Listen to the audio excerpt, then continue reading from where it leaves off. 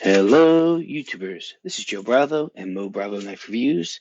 Today I have a follow-up to my previous video regarding the Pena Mula. I have this beautiful shark Minko Edison Barajas Waka. This is a really cool knife. It is very similar in the deployment action as the Pena Mula, as both of these knives have thumb stud deployment and front flipper deployments. They're very similar in size. I'll get the ruler out in a moment just so that we can get a little bit of an example.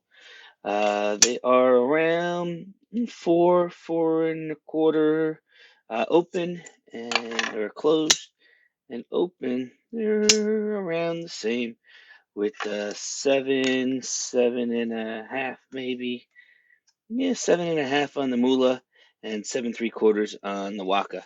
So both of these knives I thought were going to have very similar ergonomics, and they do. The Waka is a little bit longer in the scale and the handle, and feels a little bit better in the hand. It's got a terrific front flipper action. I mean, really does.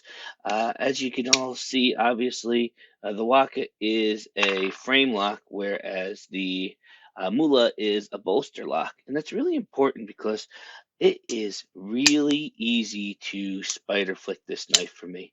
And it's really one of the reasons why I wanted dual thumb studs with the front flipper tab.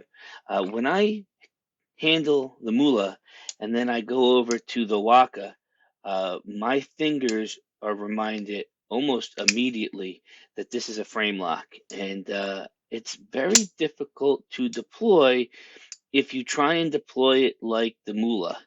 Whereas if I took, you know, however long it takes me to remember how to flick this damn thing properly, I can spidey flick it no problem. But you really have to be off the lock bar when you go to deploy it. There it is.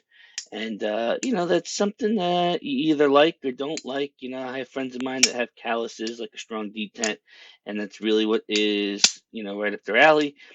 For me, I don't care for frame locks where I really have to think about where my hand placement is to deploy it. To be honest, I think that is dumb, and that's okay because that's my opinion.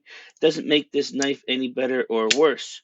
One of the other kind of interesting things about this knife is it does have proprietary screws. As you can see, the pivot has proprietary a screw bit required, and the body screw as well. My friend said that when he got his Ryu, it came with the proper tool to remove it. This is not that, so I don't know. It didn't come with one. I don't have one. So if I was to take this down, I'd probably have to send it to Edison Barajas and have him, take it down and make any modifications, which is again something that I'm not too thrilled about with this knife. I will tell you though, the front flipper action on this is really enjoyable. I mean, you guys know I like the Anton. I like a nice big purchase. The jimping is really nice. It's not aggressive, but I get full purchase. One of the things I don't care for the Shark though is these thumb studs are so damn sharp. One of the things I really like about the Pena, in addition to the light detent, is how it's almost rounded up to the top so that when you do get your finger on there, it is very, very easy to deploy. You don't need the fingernail. You can use the pad of your finger.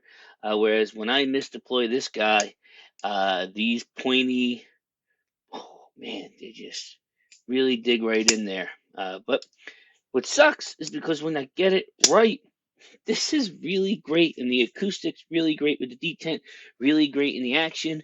It falls closed, so if a frame lock isn't an issue, if a strong detent, if pointy thumb studs isn't an issue, if proprietary hardware isn't an issue, this is a fantastic knife.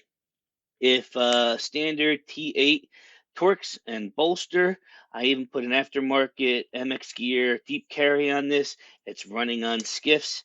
It is a pleasure to deploy. You don't have to think about it. The Pena Mula is right up your alley. So just wanted to give you a quick comparison video on these two. If you have any questions, leave a comment. Make sure you like, make sure you subscribe, and I look forward to seeing you on the next video. Peace.